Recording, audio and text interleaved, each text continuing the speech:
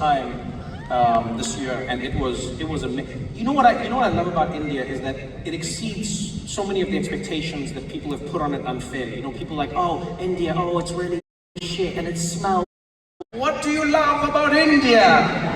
I love many things about India. I went for the first time this year, and it was. What do you love about India?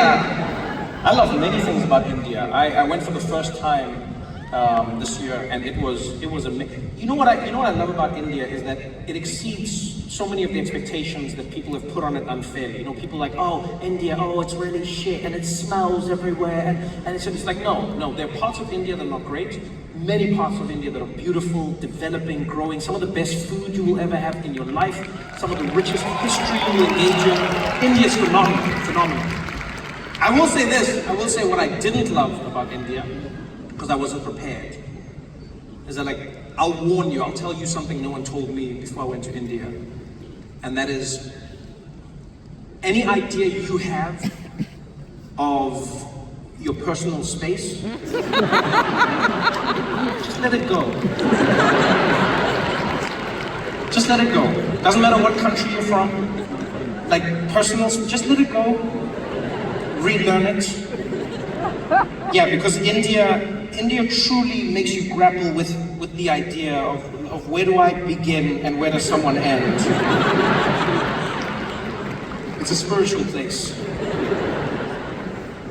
I've never been to a country that is so packed in my entire life.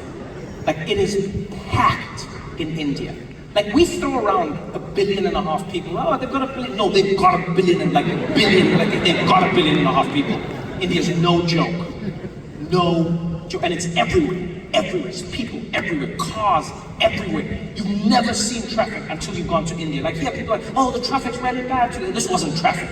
This wasn't traffic, London. This still had hope.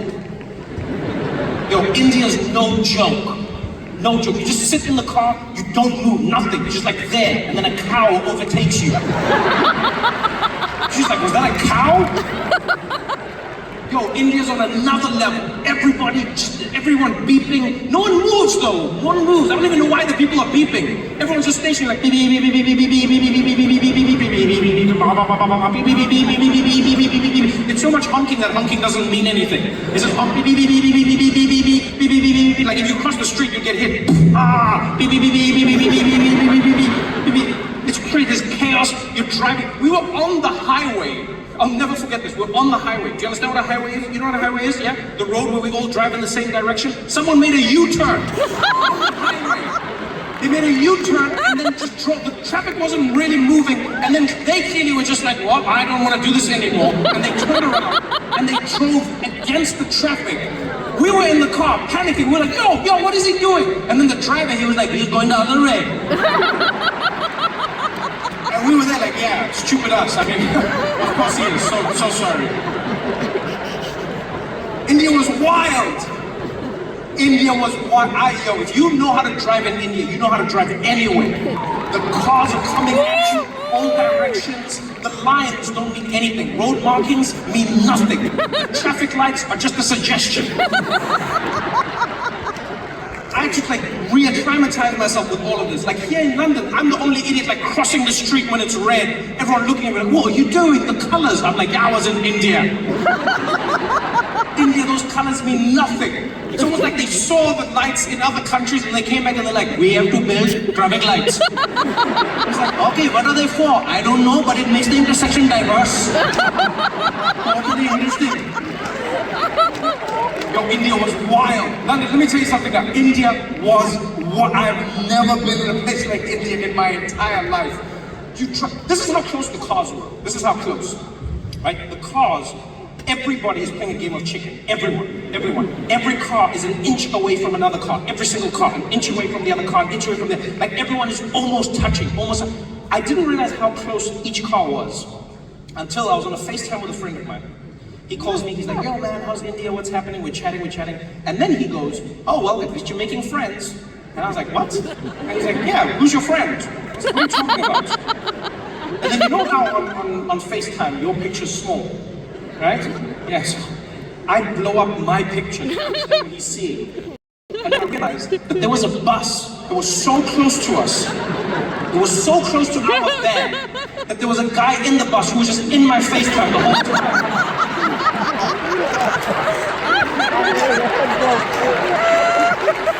I've never seen anything like it.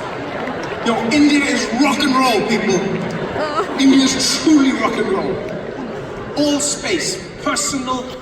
We were at the Taj Mahal. We were at the Taj Mahal. At the Taj Mahal, right? I'll never forget this. We're at the Taj Mahal. And it's one of the most beautiful places. If you ever get a chance, go see it. It is a wonder of the world. We're standing in a line because they have a ton of security in India at public places because of the terrorist attacks that happened years ago, right? Same thing in London and Paris, etc. And so you in India, you'll stand in a line divided into men and women. And then what happens is when you get to the end of that line, there's a metal detector, and then on the other side there's a little podium that you have to stand on, and then there'll be like a man in military fatigues, and they'll wand you down with another metal detector, and then they search you. Very thorough, very thorough.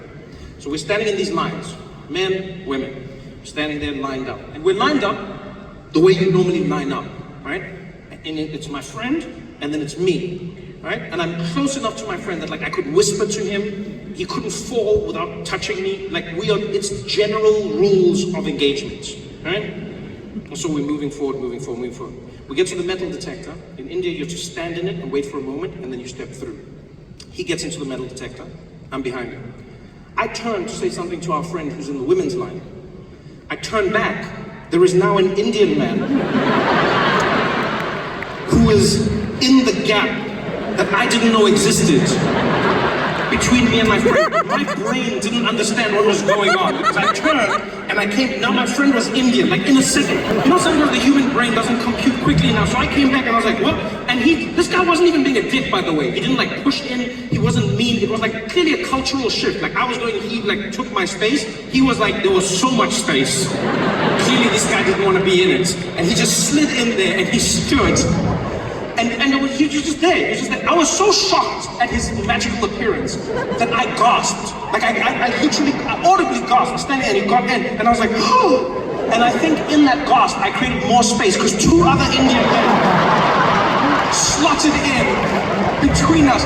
Yo, London, I have never seen anything like this in my life. Like in the space of one, there were four. Like literally, all of us, all touching. We're like connected as human beings.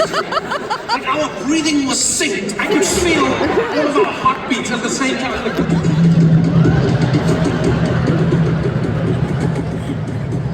I've never been that close to other men in my entire life. Ever.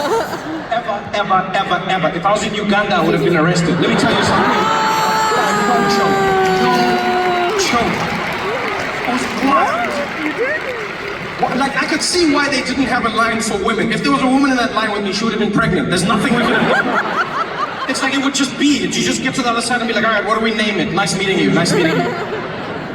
India was wild. So you're in the line. So now I don't want to get left behind again. I don't want more people. I don't want to lose my space. So my friend goes through. I'm waiting for each Indian guy to go through. Now I'm uptight. I'm like, I'm not losing anything. I'm like holding on. I'm holding on.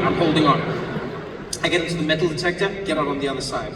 And you climb up on these little stairs onto the podium, and then the guy wands me down, and then he starts searching me. And when I say searching me, I mean searching me. Not this like play thing that our security does on this side of the world. You know, like here when they pat you down, they just do that. Like this, you know, it's like that. It's just no. In India, when they search you, they squeeze every part of your body. They squeeze it. That starts at your shoes, pressing down. I'm like, what kind of gun could fit above my toes?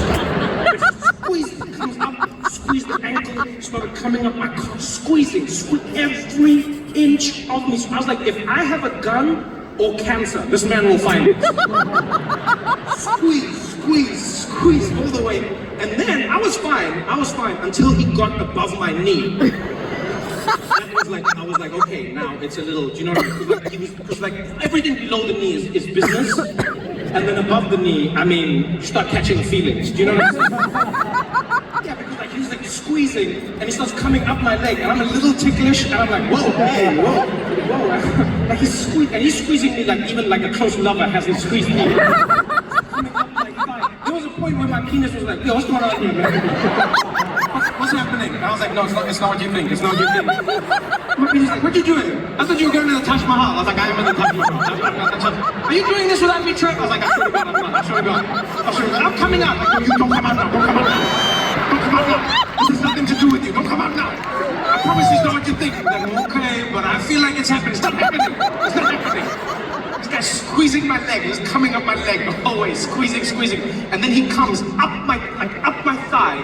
And then at some point his hand is in this crack here. Like in this, you know what I'm saying? Like deep in there. He's like up there. And he's cradling all of it. He's holding me tight. And you know, like the gap, like just before the business begins, you know what I mean? And he's in there and he's holding my leg, and I'll never forget this moment, never till I die. He's holding my leg and he looks up at me. And he looks up at me from a position where he should have no power. He should have none whatsoever, and yet somehow he's managed to maintain all of it. And he looks up at me and he's like, where from? I said, what? And he's like, where from? I was like, I think it's from my father, technically. Is that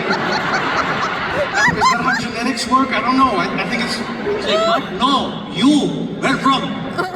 You, where from? I was like, oh, where am I from? South Africa. Okay. And then he moved to the other leg and squeezed it all the way down. Let me tell you something, London. I have thought about that man almost every night since then.